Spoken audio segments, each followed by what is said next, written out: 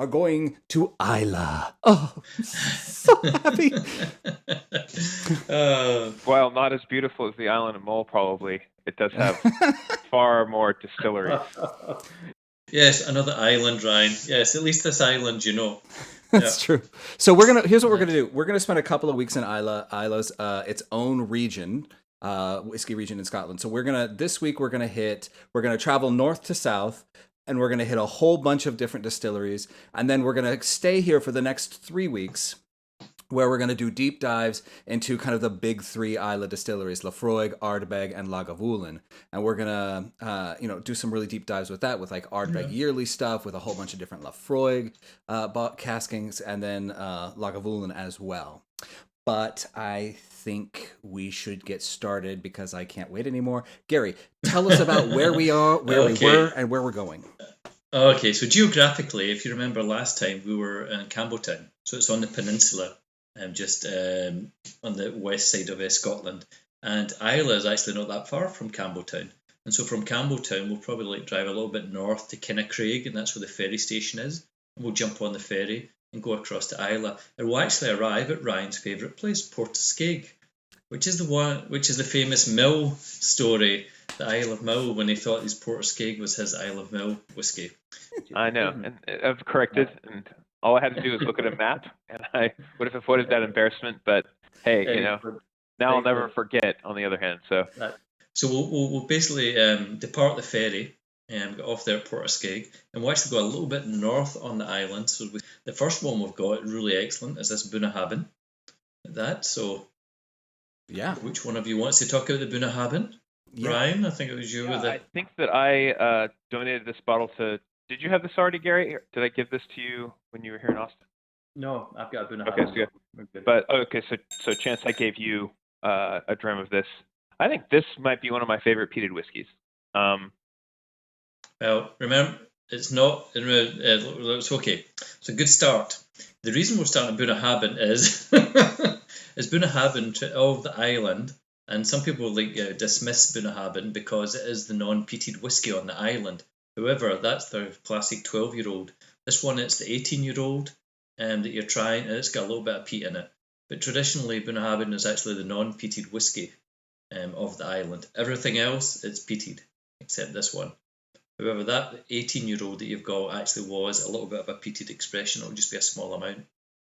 So are you pouring it in a glass, or are you trying? I'm just gonna do the sidewinder straight into my mouth. No, actually, I forgot to get a glass from my cupboard because that's how scattered I am today. But I do want to say that just the nose of this whiskey, I just love it. It's sweet fruit, nuts. It feels like there's quite a bit of a sherry expression here for me. So you pop some in the glass. Tell us about this one. You've got the bottle. It's is it bourbon and Oloroso? Is that what they're doing in the casks in this one? I feel more of a sherry expression, but it unfortunately does not say actually on the bottle. This is a 46.3% ABV. Mm-hmm. And they do tout actually on the bottle that this is non-chill filtered. It doesn't say anything about that caramel coloring that some folks add, but it is non-chill filtered, and I think this is this beautiful dark amber color. Yeah, and that's one of the things about Bunnahabhain. They actually don't chill filter their whiskies. Like that, they deliberately don't do it with that one there. And so they're a really old distillery, actually. So they're from 1881. And one of the things I always thought was really fascinating is when they first opened up, they didn't have a road. There was no road to the distillery. They got everything by ship through the Sound of Islay, which is the strait between Islay and Jura that we've talked about. So treacherous waters, people bringing stuff on ship and leaving with good whiskey. And in fact, when they tell their story, the day the road came was a big deal for them. Yeah. And the actual road, I wouldn't really say it's what you guys would call a road here in America. You'd still call it a farm road. It's the road that's actually there. It's quite a narrow track that goes over to it. And when you actually come down to the Bunnahabhain distillery, it's where it's sitting, it's looking right across to Jura, the Paps of Jura. Remember we talked about them at one point? Oh, yes. So this is on that narrow straight where it's only a couple of 100 meters across. And it's down there where they're serving this beautiful little gem that they're making. As I said, this is the least peated you're going to have in Islay. It's still delicious, and I think the peat is a good accompaniment, I think, to some of the underlying sweetness that I feel is coming from sherry. Yeah. Yeah. Okay, I'm getting dried fruits with this, and there's a little bit of, I mean, that's coastal, so I'm going to say there's a little bit of light sea salt maybe in there, a little tingly, see that little. Yeah, like I'm getting like fruit leather and dried fruits like Gary was talking about. Maybe jam or something like that a little bit. Like I was really surprised when this first hit my tongue just how sweet this is incredible. It's quite sweet. The sherry is, I think, quite strong in this. Yeah, and it's been that is the 18 years. No, you're talking. This is the 18-year-old. Yeah. Mm-hmm. Yeah. So it's that. So it's. I mean, we're definitely getting the wood is influencing it a lot because I told you it's a very light peatiness that they've got with this. And this is the Oloroso, right? This isn't even PX.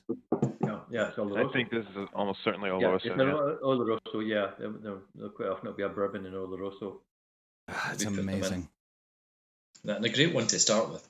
Mm-hmm. It is. I guess this is the lightest character you're going to get on Islay, just because of the relative lack of expression of peat in these whiskeys. But exactly. to me, it's just a delicious. I love the nose on this. It's one among my favorite of my bottles. I've already actually finished mine. It was that good. Quite delicious, yeah. It is. It's a really great way to start the island at the north of the island. And moving on to the label review, I think this is quite a nice label. We have some reflective gold ink here, very understated. Bottle has some custom touches, the establishment date of the distillery. All in all, it's a really nice understated job. Great whiskey. Yeah, very nice and delicious. Great way to start for what we're doing there. Yeah, that was fantastic. Considering we're doing Islay, like the thing that's amazing, we work our way up the scale with people. We start with Auchentoshan before we give them Ardbeg. And it's like we're doing that, like here in Islay, starting with Bunnahabhain. And then, of course, next we're going to be going to Port Askaig. And yeah, I think this is fantastic. Yeah. So we're basically just coming now back down about half a mile down to Port Askaig. So we're going to be at the north of the island, just come down a little bit to the ferry point there, and now Ryan's favourite Port Askaig that we're going to be trying here. My favourite city on the Isle of Mull. Exactly. We'll never live that down. And obviously the distillery for this one is Coola, and that's that one with the funny pronunciation. Now when you're reading it, it's Caolila, pronounced Coola. Can I say that? So that's because I've been saying Kawaila for years. It's Coola. Yeah. So think like imagine Coula. If you're pronouncing Coula, how do you say that? Coola. I'd say Cool-E. Coola. There you go. All right. I mean, one of the things I'm looking forward to is someday I'm going to go to Scotland and I'm going to be able to pronounce all these things. Yeah, can I have a glass of Glenrothes and some Coola? And they're going to be like, oh! And I'm going to be like... Yeah, well, exactly. You've got to be an expert. Care for a blether? Yeah, like that one. So, do you have the bottle for this one? I do. So this actually came. I bought this in a suitcase from Scotland. So this actually comes from the source. Yeah, I actually bought a hard shell suitcase in Edinburgh and about 30 meters of bubble wrap, and I just let Jesus take the wheel in terms of whether bottles got broken, and none did. The Port Askaig 15, and so from what I understand, this is a series of bottled malts where each expression comes from a different Islay distillery, and the 15-year that we're drinking today actually is from Coola Islay. Is that right? Did I say that okay? Coola. Okay, I'll give myself a C minus. Still passing. So in this one, I mean, just try it on the nose. You're already getting that. Like we're already getting that introduction to Islay with the peat coming off the top, the peat reek, so to speak. You've got this is like about a 35 ppm. So it's in a nice level there. And then this Port Askaig, I think, Ryan, that was a sherry and a bourbon cask for this one as well? Let's look. This has got, I mean, even before you say. This has got some. Well, I think there's certainly some sort of sherry cask or something in it. Smell it, and you get some fruit coming on. You're getting like there's an earthy peatiness. I mean, the So- peatiness is definitely peat forward, you know? Like a grilled pineapple covered in peat or something. Oh, this is really good. Wait till you put a little bit in your tongue just now, because it's. Oh, do you feel that earthy peat? I mean, it's as if you've just licked some earth. It's like you're licking some. And then The sherry is pretty far back in the Mhm. flavor profile for me, but it's definitely there. yeah, it's got a nice long finish actually. Yeah. Isn't it? Moving on to the distillery itself, is there anything notable or So about Kula Isla? So the thing that I found most fascinating, Kula Isla means sound of Isla, which we just talked about with Bunnahabhain, but about 95% of the whiskey they make goes into blends. They do some single malts, but that's like a really small section of what they do, and a lot of it goes into like Johnny Walker Black. Oh, that Johnny Walker Black's a nice base that they're doing there.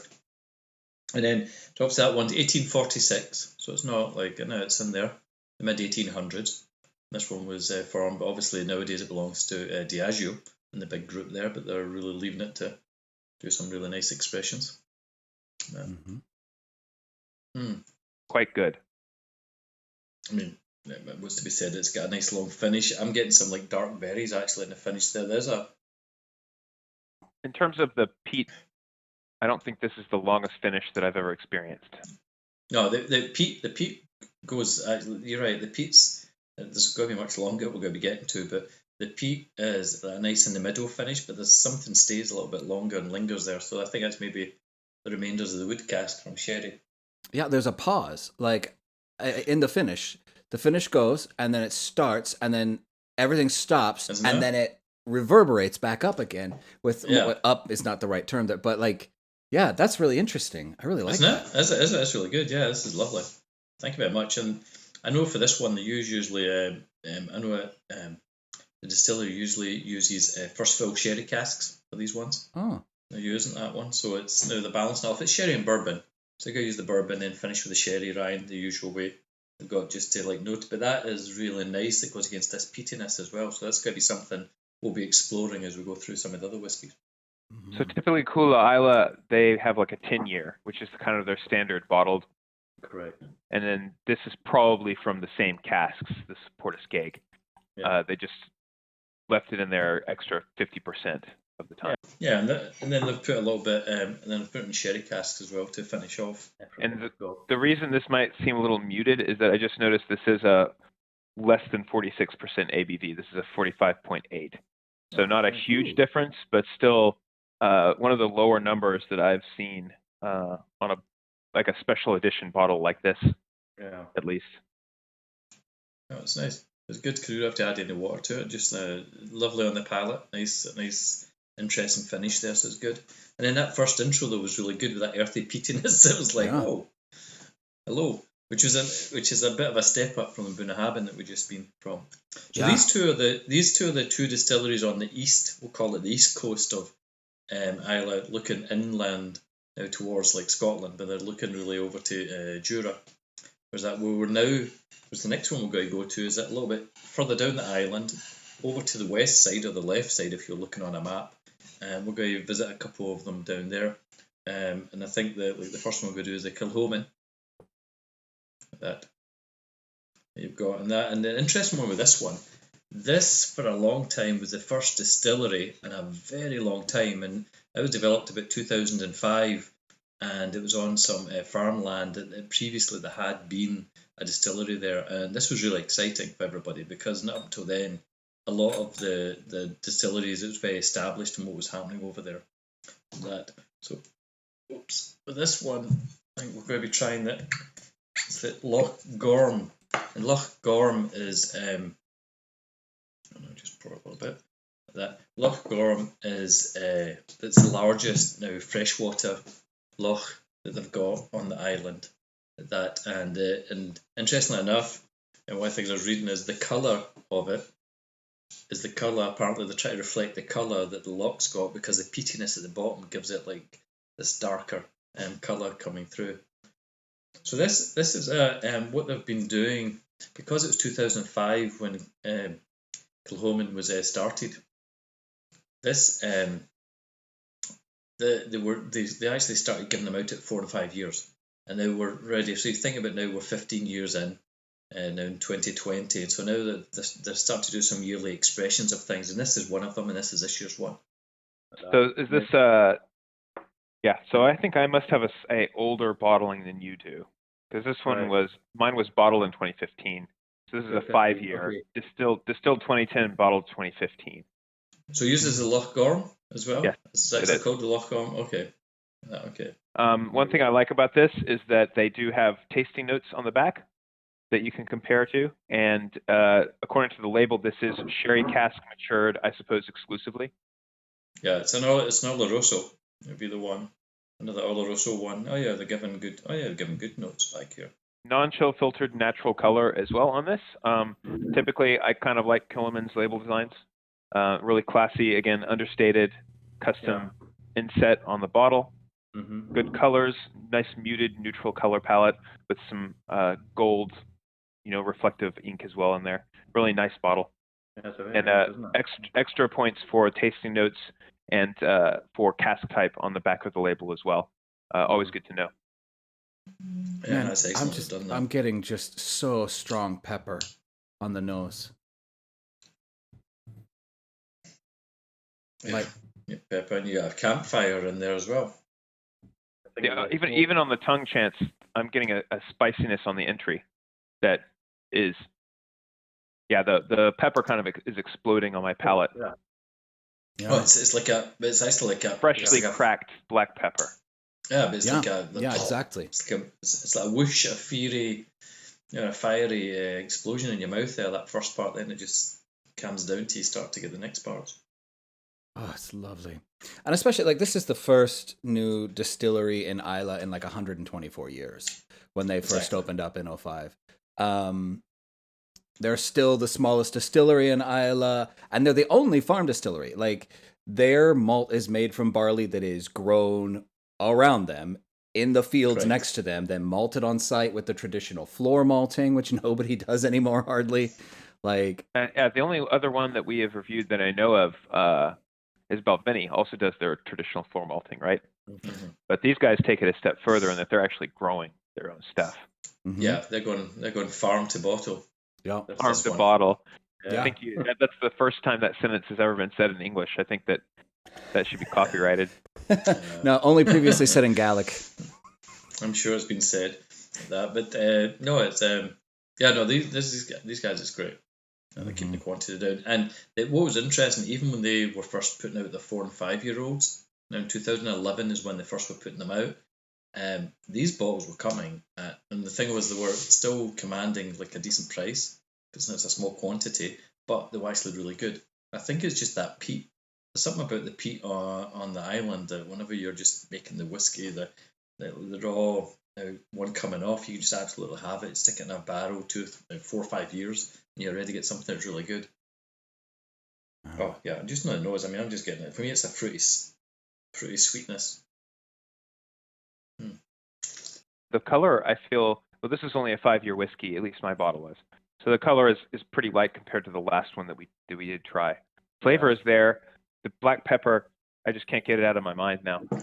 Yeah, that's what this is it's that black pepper. It's even like black tea. If you're having some black tea, it's a little bit of fieriness to it. That edge and the end of it with a bit of fruit sweetness goes lovely. And that actually the ppm in that one was 50 ppm.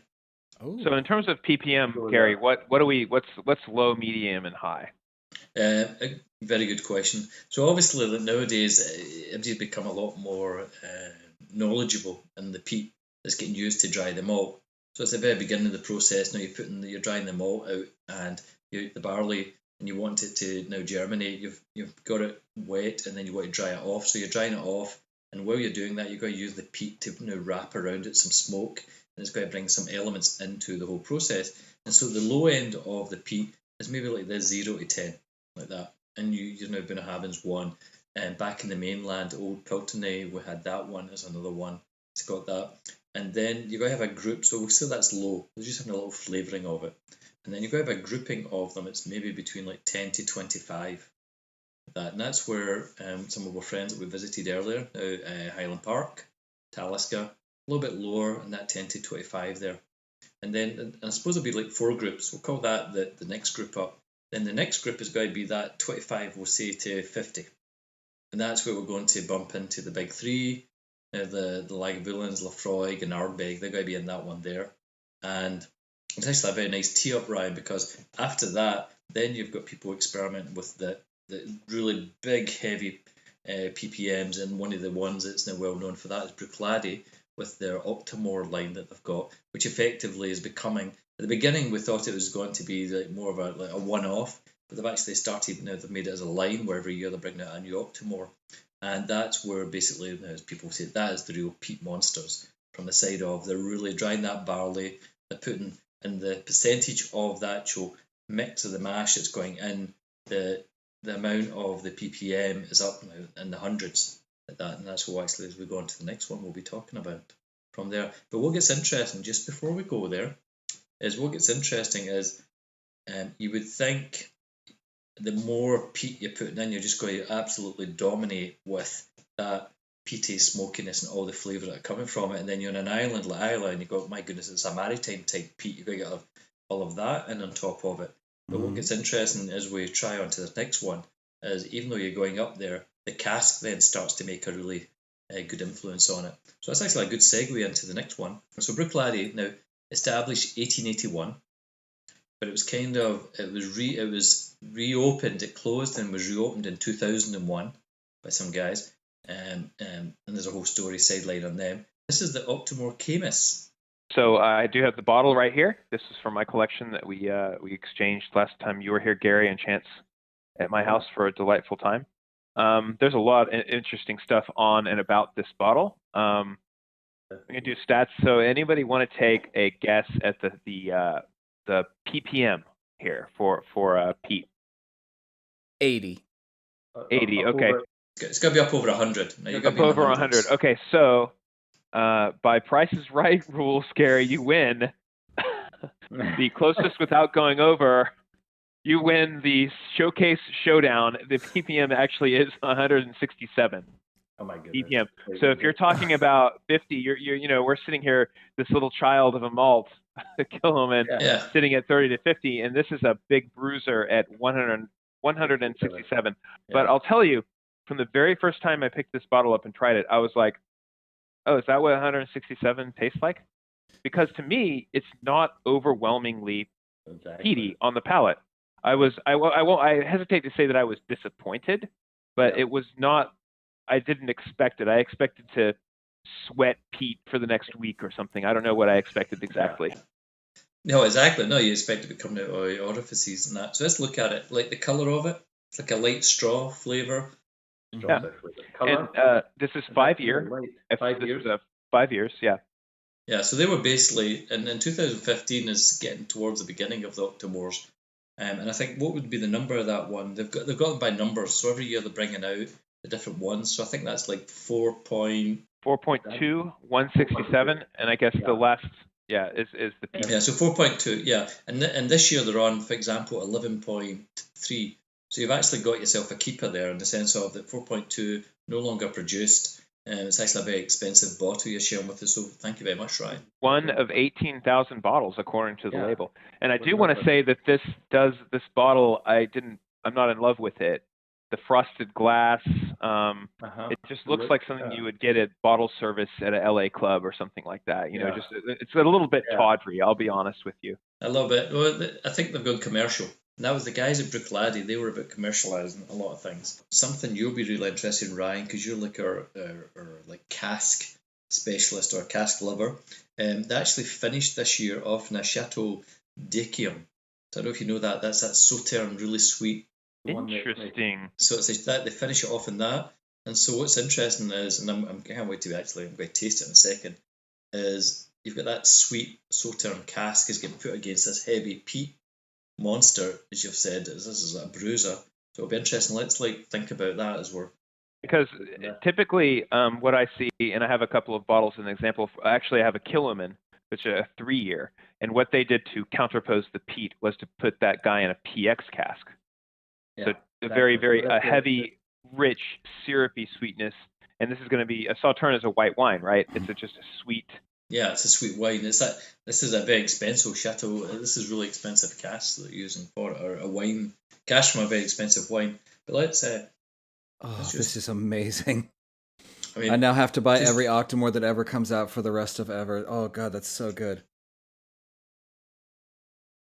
It is quite nice. It's really oily on the tongue though. You bring it in, I feel that might be because this is actually bottled at 61%. So I think as part of this process, maybe we might want to. I think this one. I should release the serpent at some point. I'm gonna wait just a little bit. It's super heavy on the palate for me, but again, not overwhelmingly peaty tasting for me. Yeah, it's not like that. I'm getting sweetness. What do I do with my dropper? I think it's not overwhelmingly peaty because we haven't opened it yet. I think there's so much peat and it's so concentrated that it's almost like when you hear a waveform that's too close together, and instead of sounding like a buzz, it just sounds like a tone. Yeah, but actually, take a little bit on. Think about the finish. This comes on and disappears really quick. You get the flavour. I'm getting citrus actually. Is it? Yeah. If you pull some air over your tongue on this one. There's a whole bunch of. It's really quick. It's in. You've enjoyed it. It's interesting how they managed to do that with such a peatiness. I thought it'd have a long finish, but it's a. Pre-water for you, Gary? Have you added any? Yeah, it's pre-water. I'm going to do some water now. Yeah, I think that might paradoxically lengthen the finish a little bit. Okay. So it's more you're going to get on the nose now. That's lovely. Yeah, I've suddenly got lemony, citrusy in my head, and I'm having that and a bit of soot. One of the things I think is really interesting about Bruichladdich is that they are really focused on their barley. Like they report that they track barley by like farmer and like down to the field, and like will talk to the farmer about like how they're irrigating that specific barley. And it's all 100% Scottish, but even Octomore is named after the farm where they get the barley for it. So it's Octomore farm. Mm-hmm. It's all hyperlocal. I mean, microbiomes exist. Within 1 square mile can have a significantly different soil than just a few miles away. Mm-hmm. And the actual, what gets really interesting is it's the original guys that took over in 2001. One of them, his theory is the following: is we've talked about how wood influences the whiskey. We've talked about we're talking about peat, how it's influencing the whiskey. We've talked environment. His one is he is actually of a theory that the actual barley, the earth that the barley's in is influencing it as well, and that's why Chancey's monitoring all of the farm and the fields where it's come from, the barley, because he's been doing a study over time. He did it at Bruichladdich, and so when he sold Bruichladdich, it was like sold on, and he's on to his next distillery. He's actually busy doing that. He's actually paying farmers to make the barley, and he's making bottles from a specific field of a farmer, and he's keeping them separate to get the taste differences between the different barleys that they've got. And that on its own, I mean, it's kind of like a lot of people are going to say 70% is the wood that you're using. The cask is doing it. They're going to say distillation, obviously, and then we're going to see like the peatiness that's getting drawn through it as well. But he's actually saying it's the actual barley source itself can change it. So I think that's one of the things that you've seen at Bruichladdich is where he was experimenting with that. I mean, that makes sense. The elements that are there when it's being grown are going to be there in the stalks, and they're going to be there in when it germinates and in when it ferments. Like, it's going to be there the whole time. Why would it not have an effect on the process? Yeah, exactly. This is delicious. This is like I want to say that the water didn't do it too many favors for me. Did not? Yeah. I mean, it holds its own on it. So, yeah. I will say it did open it up in a way that I got the peat more specifically, almost like it like made it so I could differentiate the amount of peat for me. But maybe I just had that in my head going in, and that's why I got that. I think you're right, though. To me, So, the peat flavor is more complex, actually. so I've just been playing because it's like say it's got an oiliness to it. Mm-hmm. So I just like playing. So if you've got the whiskey, tilt it on its side and take your finger and just touch the top of the whiskey, right? And you'll get a drop of whiskey will go on your finger. Then bring it to the top of the glass, and you'll notice that the whiskey will just stay attached to your finger. And why that is because then we'll talk about the shapes of the stills and got the ones, if it's a shorter one that's more oils, well, this oiliness we've got is why it's sticking to your finger, so it's not dropping back in. If you stuck your finger to the very bottom of this whiskey, pulled it out, it would actually start to drop down, because at the bottom you're getting like the heavier. You've got the heavier oil, like the heavier waters. Well, heavier water's lighter. That you've got this oiliness that's sticking to your finger. I just thought it was interesting. I was just having a quick look at that. Let's have a look at the legs on it. I know we talk about wine like that way, but I was about to say. yeah, no, we usually don't talk about whiskey that way. But you can actually look to see, because I'm getting such an oiliness on it. It's as if I'm having It is. oil with a. It coats your mouth like Pepto Bismol or something. Mm-hmm. It's actually delicious. Yeah. And Chance, I want to rescind my a comment about the water, and I would say, seconding you, adding a little water, I think, makes the peat flavors in here a little more complex. Mm-hmm. I think at Longer, least for me, it actually gives a longer finish.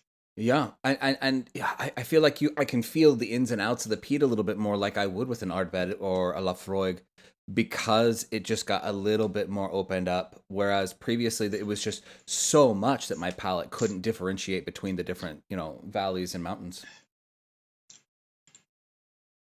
Yeah, there's a sweetness in there as well. There's a very end of the. So Ryan, you who appreciates the casks, I think this Sauterne cask has got something. It's interesting. All casks of them they didn't just go out with a sherry cask for this one. They were really. That shows you they're experimenting. They're taking a Chateau de Chem Sauterne one, that, and using such an expensive white wine cask. I think that they didn't compete with the peat like a PX sherry does. PX sherry is kind of it looms in the mix the same way that peat does.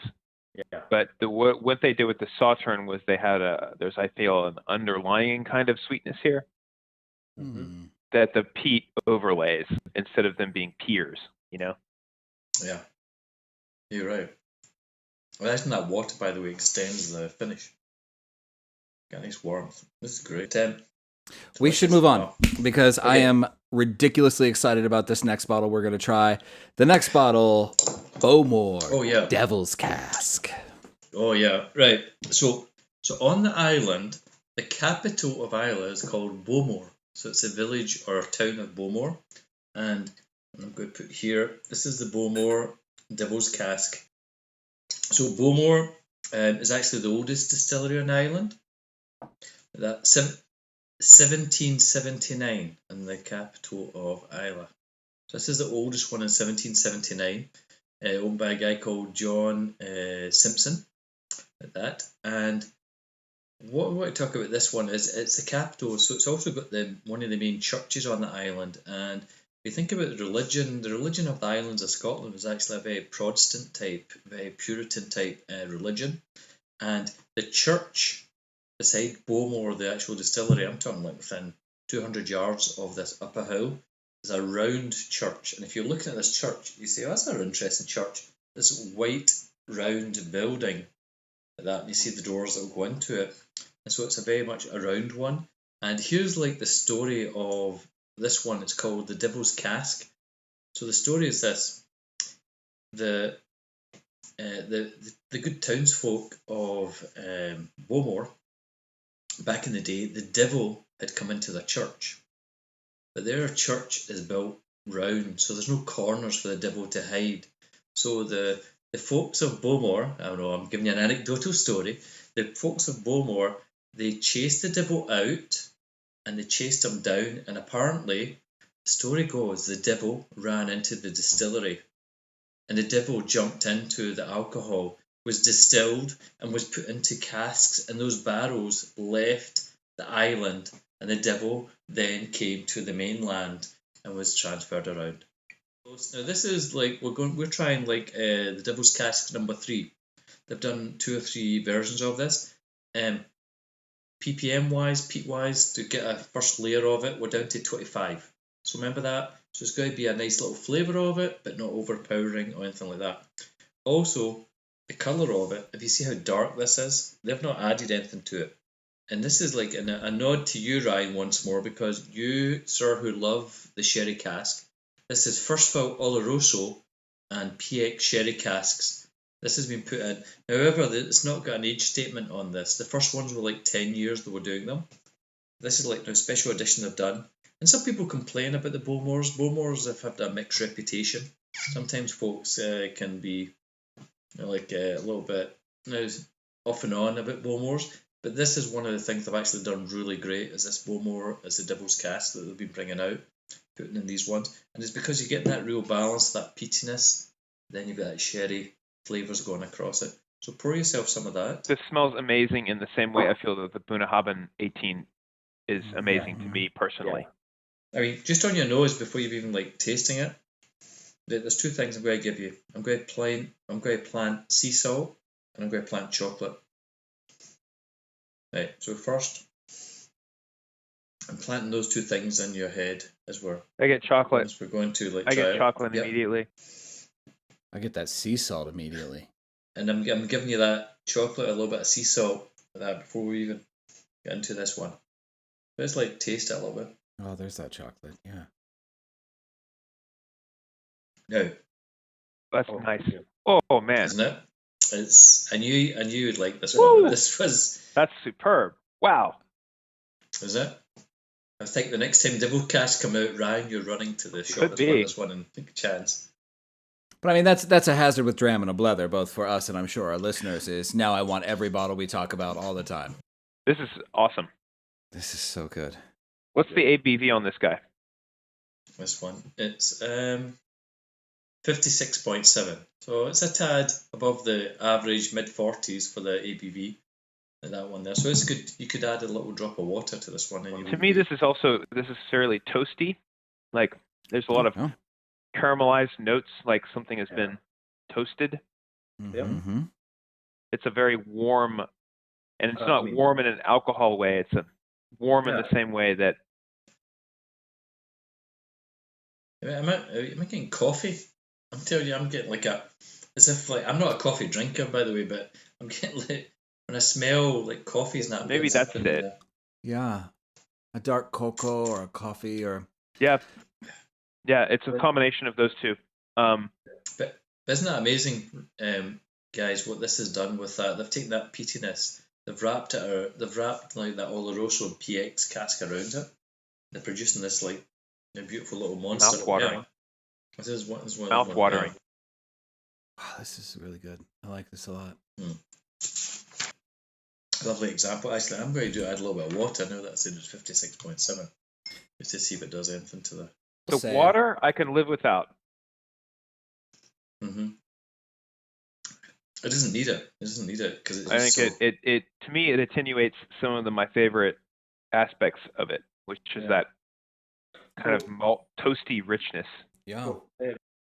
If you guys are okay, I would like to move us back to Bruichladdich. Shall we? Yes. Talk about more Bruichladdich. So one of the things I found fascinating about Bruichladdich is that they're not just Bruichladdich. They do put out whiskey as Bruichladdich, and that tends to be sort of their unpeated, less peated line. But then they also are Port Charlotte, which is their heavily peated line, and Octomore, which of course is what we They're tried heavily earlier. peated. Yeah, super heavily peated. Bruichladdich. So it's So there I'm we going go. to derail us. Let's derail us again. Bruichladdich has Go for it. no. They've got their fingers in some pies because my personal favorite gin, the Botanist, is actually made at the Bruichladdich distillery. Yep. And it has something like 36 herbs and spices in it. And they apparently use a very special still. Is this right, Gary? Like it's this antique still of a type Yeah, that this- only only 3 were made or something like that.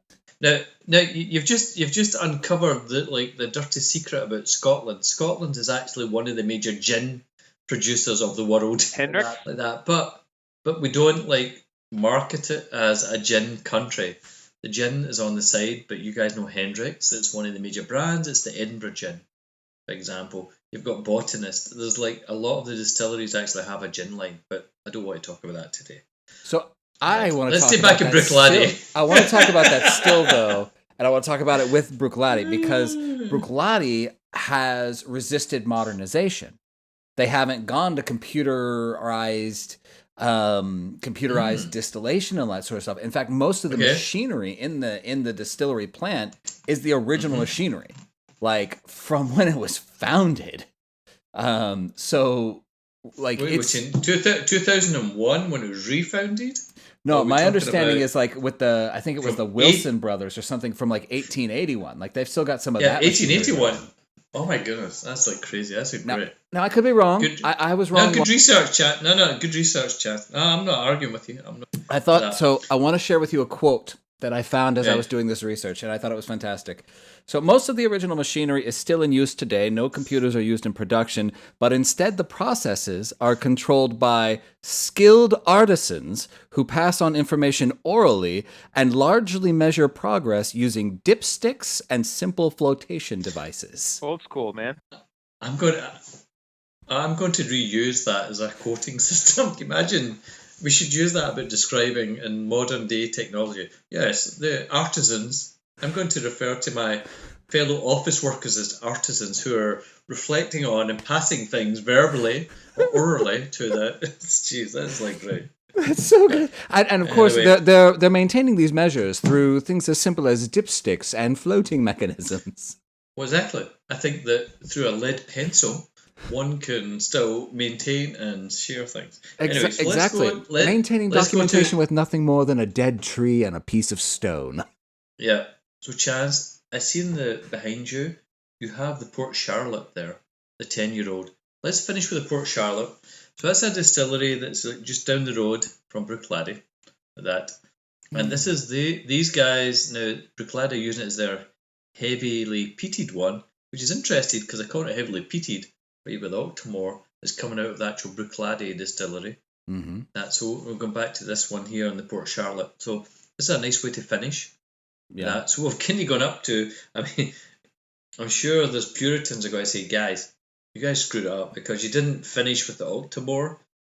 But we're doing a geographic. We're doing a geographic north to south on the island before we hit the big 3 on the southern coast that. So and we went through the range twice. We worked our way up, and then we Octomore, and then we dropped back down, and we worked our way back up the range again. I mean, Actually, on the nose, this one's nose. It's so sweet. Yeah, this is like syrup. This is like pancake syrup on my nose. No, after Octomore, no, things can change. No, this is the heavily peated. Is this age statement, or is this not age statement? It's a 10-year-old. It's a 10-year-old. Okay. Yeah. 50 ABV. One of my first bottles of whiskey ever was the Port Charlotte 6, which is no longer made, but it was one of my favorite bottles that I ever had. Absolutely delicious. It is. It's a fantastic dram. Are you guys getting apricots? Because I definitely am getting apricots. On the taste, on the nose, on the taste. On the taste. On the nose, by the way, just as quickly talk about the nose. The nose is I'm really actually get a lot of alcohol forward, but I'm getting peaches, smokiness. Mm-hmm. I'm getting your stoned fruit. Let's see. Maybe a bit, but the peat to me is masking quite a bit, except for an underlying generic sweetness to me, and I'm having trouble picking out any notes from either bourbon or sherry the way that I could with, say, and given this is heavily peated, it says so on the bottle. But with both the Bunnahabhain and the Bowmore, I'm able to pick out specific sherry notes. This is still excellent. I really like it. Yeah, this is like a full bourbon cask. This one. You're saying sherry notes? You're saying? Sorry. No, Sorry, I'm having trouble detecting anything. For example, sherry notes or specific bourbon notes. No. This is just like a straight up. Yeah. Oh, it's so good though. Chance, let's see that bottle. And I have to tell you, I enjoy Port Charlotte's bottles quite a bit. It's a very bold iconography, very like sans serif impact type font. Look at the color. The color of the bottle is black. That black bottle, it's just like totally. Yeah, it's a statement bottle. It's very bold, modern label, and It not is. in a not kind of a kitschy, cheap kind of way.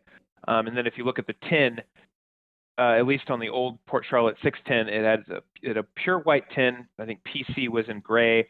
The 6 was in yellow. Just very primary colors, some little bit of pop, and then they would have a scene from the distillery on the tin as well. So like a guy shoveling whatever. Yeah. Just really bold, modern iconography, really nicely done label, and I think unique amongst the scotches that I've seen. So good job, Bruichladdich. Again, differentiating each of their brands is differentiated from each other via their iconography is really, really nicely done as a whole. Yeah, I it's think really one last slange, because we've done the island proud. We've done the big three. We've done the non-big three, which we're going to be doing, slange guys. And as we go forward, we're going to be discovering other parts of Ireland. And I think you guys are going to love it when you get onto the island. This has been an excellent tour. Oh, this is great. Like yeah. The top north to south, and we've done the non-commercialized, like Lafroig, Lagavulin, Ardbeg. We'll keep them for another time. This is great. Well, that completes our introduction to the Islay region of Scotland. Thank you for joining us this week on A Dram and a Blether, and as always, please drink responsibly.